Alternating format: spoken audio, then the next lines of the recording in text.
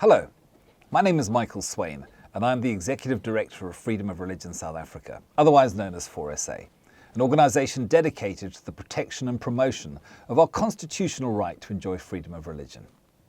Now, as you may be aware, 4SA has been carefully monitoring the developments concerning the CRL Rights Commission report on the commercialisation of religion and abuse of people's belief systems. Well, they've now published their final report, which they intend to present to Parliament sometime in early June. In this report, they're asking for amendments to be made to the CRL Act to enable them to become the final arbiter of religion in South Africa, with the ability to establish an extensive national structure to licence and thereby control every religious practitioner and place of worship. Now, President Mandela said that the church should be the watchdog to the government, whereas this proposal will reverse these roles and make the state the watchdog over and ultimate controller of the whole religious community of South Africa. So, it is of great concern that the report, for instance, does not specify how some of the structures that the CRL report proposes will operate. This is critical to know, since the proposed peer review committee is a single body that will govern the entire Christian religion.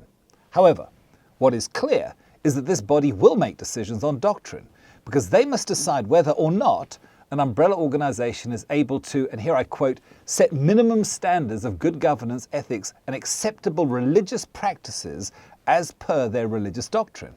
And as well as that, whether the spiritual leaders of the umbrella organisation are able to ensure that a member of this organisation remains on a good spiritual path, whatever that may mean.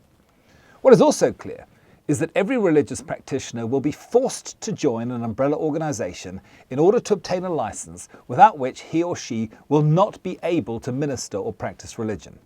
The final report's also silent upon how this proposed structure will be financed, although the most obvious solution will be for the CRL to charge an annual fee for the licences of both religious practitioners and places of worship. And at our estimate, this could add close to R1 billion to the state coffers every year. Now, 4SA sees itself as a friend to the CRL, since at face value, our mission and mandate has much in common with theirs. And we specifically express our solidarity and support for the CRL regarding the abuses that they are addressing. However, as detailed in 4SA's 67-page submission to the CRL, we are obliged to highlight our deep concern regarding their proposal to regulate and license religion in South Africa, which we view as unconstitutional, unnecessary and unworkable. So here are a brief recap of our concerns. Number one, licensing is unconstitutional because given the magnitude of the dramatic change in relationship between the religious community and the state that the CRL proposal will entail, the level of consultation and process followed has been woefully inadequate. More importantly, the CRL was established by the Constitution as an institution of state, and its chairperson and commissioners are political appointments. It was never set up or intended to act as a licensing body to regulate religion in South Africa, especially as this will inevitably entail some level of doctrinal interpretation.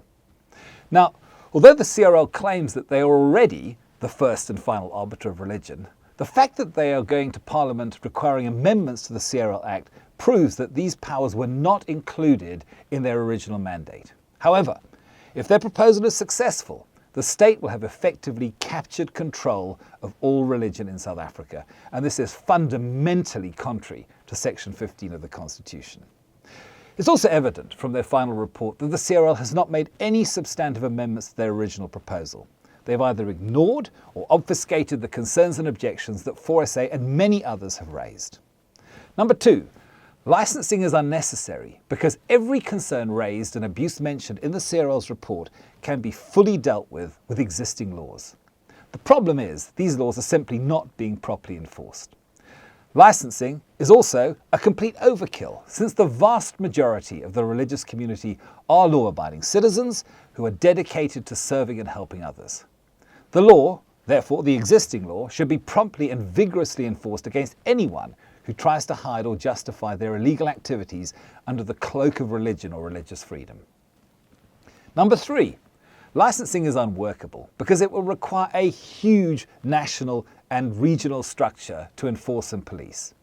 If this is funded by an annual cost for licenses that the CRL issues, it will place also a substantial financial burden on the religious community and divert money from other bona fide charitable purposes. It is also clear that it will be practically impossible to ensure that everyone will participate. Those who do not will in any event still need to have the law enforced against them, which the CRL has admitted it has no capacity to do. So licensing is clearly not the solution to the problems that they have identified. However, there are workable and more effective solutions available, and these alternatives have been presented to the CRL that are both practical and widely supported. Most importantly, they respect the historic and current position that the religious community must be kept free of state interference and allowed to truly self-regulate. So number one, where actual harm or illegal activities take place, these can be addressed through the implementation and enforcement of existing legislation. The Prophet of Doom case showed that this is the solution, where the Limpopo Department of Health enforced existing laws to obtain an injunction to shut down his harmful practice. And if the CRL does not have the existing capacity to refer complaints or offences to the relevant authorities, it is proposed that a rapid response unit be established within the CRL structure as a cost-effective and efficient way to fulfil this purpose.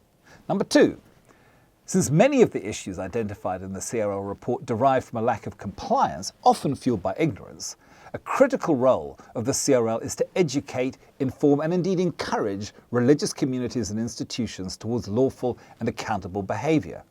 And incidentally, there are currently well-developed, practical and scalable initiatives that have broad support within the religious sector and that will be put in place to give capacity, building and training mechanisms for the religious community which they may currently lack. The CRL can assist in the necessary consultation process, number three, needed to develop what we propose would be a code of ethics to govern the expected types of behaviour, standards and processes that a religious institution would have. Although subscription to this would be voluntary, this code would define what can be expected from any religious practitioner and or place of worship, and it would be an endorsement of their adherence to these standards. The South African Charter for the Religious Rights and Freedoms, which is supported incidentally by over 22 million people from across the faith spectrum, already provides a foundation from which a development of such a code of ethics can come. Finally, our concern is that although the CRL's proposal may seem benign, it will almost certainly turn out to be cancerous at some point. Once we lose this cherished freedom of religion, it is unlikely that it will ever be regained. So we urge everyone to remain vigilant and prayerful as we, 4SA, continue to monitor this threat.